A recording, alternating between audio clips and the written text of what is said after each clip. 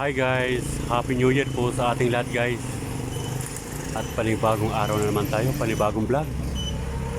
Ayan, at galing ako guys sa munisipyo. Inihatid ko yung asawa ko kasi magre-renew kami ng aming business permit dito sa munisipyo. Ay mahaba ang pila. Kaya iniwanan ko muna yung asawa ko sa loob ng munisipyo para bayaran yung mga dapat bayaran sa pag-renew ng ating business permit. Yearly kasi yan guys, yung pag-renew namin. Kasi pag lumagpas ka ay may penalty. At hindi ka makakakuha ng discount.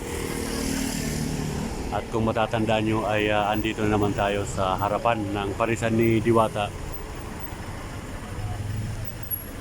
Ayun po yung aking motor, iniwanan ko muna sa loob. At tayo ay kumain muna dito sa labas. Yan, ito po yung view dito sa Calamba, Laguna sa may labas ng parking na kung saan ay si Diwata may parisan sa loob na nagsara. Ayun si Diwata oh.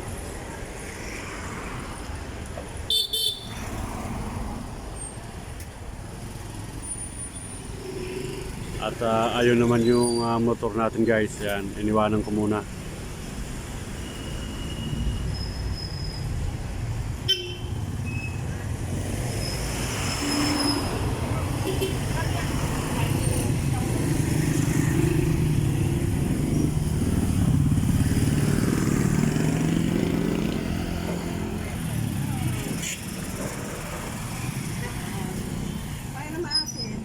Ayan po guys ang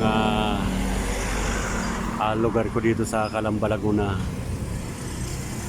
At may mga street food din dito sa labas. Ayan. At mayroon pa dito.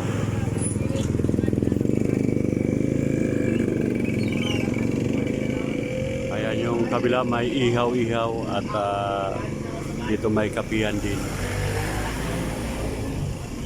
Ito pala yung papasok dito sa may Villa Calamba subdivision, itong lugar na to.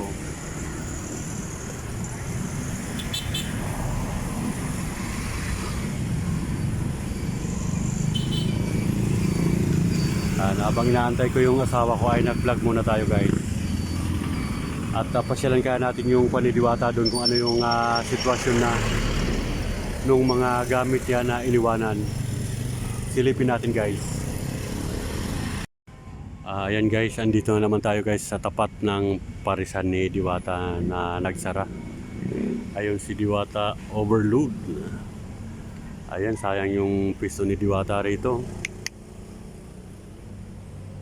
At may nagbukas na isang kainan dito. Ayan, daming mga paninda. Yan.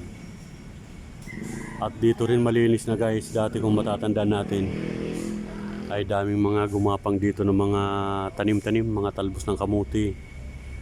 Ngayon pinalagyan ng bubong.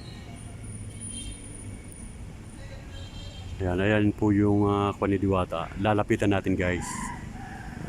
Hello Diwata, yan. Happy New Year sa'yo Diwata.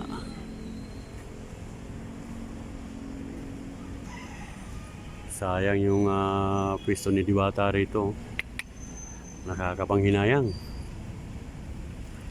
At kung matatandaan nyo guys ay marami kasing nag-scam kay Diwata na siguro isa yan sa dahilan kaya nagsara siya. Ganito yung mga gamit niya. Nagkalat yung mga upuan at yung mga ref na roon. Yan, ito yung sabi ni Diwata na marami pa siyang gamit na hindi niya nakukuha dito sa kanyang parisan. At yung mga nakapark na lang dito, ginawa ng parkingan sa loob yung parisan ni Diwata.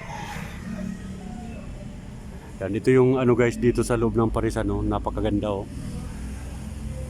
Sa lilim ng kahoy.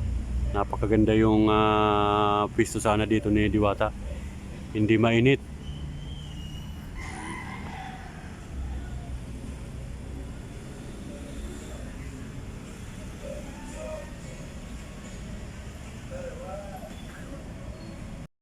At ito po yung parisan ni Diwata guys. Yan.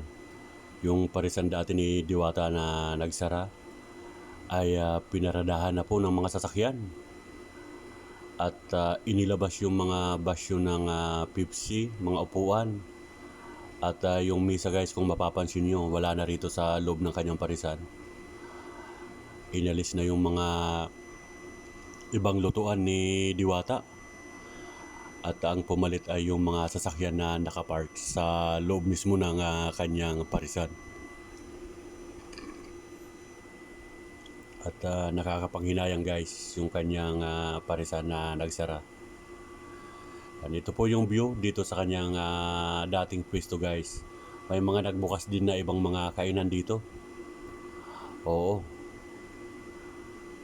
Ayan, bagong bukas po yan guys. Yan. At ipinakita na naman natin ang parisan ni Diwata na nagsara dito sa Calamba, Laguna.